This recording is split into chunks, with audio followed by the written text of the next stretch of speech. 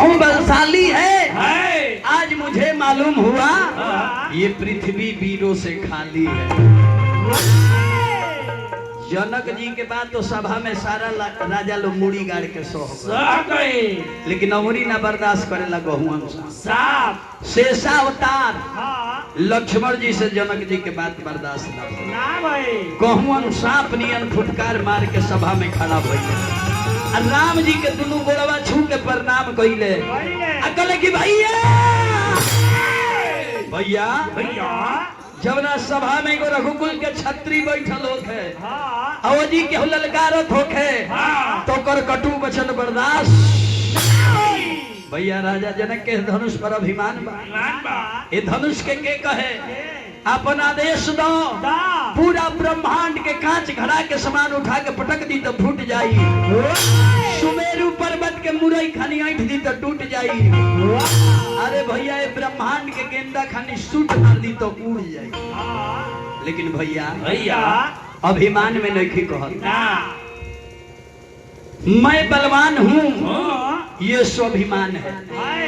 मैं बलवान हूँ, ये स्वाभिमान है। मुझसे बलवान कोई नहीं, यही अभिमान है।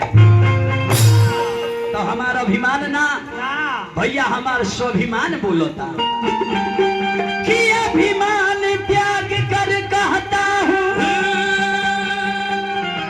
आदेश आपका पाऊं मैं, आदेश आपका पाऊं मैं। तो इस धनुहा को कौन कहे, अरे इस धनुहा को कौन कहे, पूरा ब्रह्मांड उठाऊं मैं।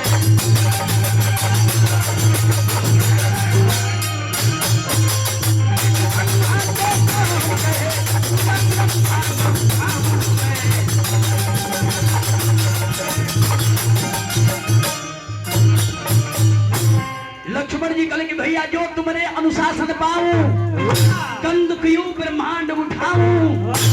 लखन सकोप वचन जब बोले डगमगाहि महि दिग्गज डोले। जब लक्ष्मण जी खिसिया के बोलनी तो धरती मही धरती के कहल जाला, धरती माता कांपे लगली।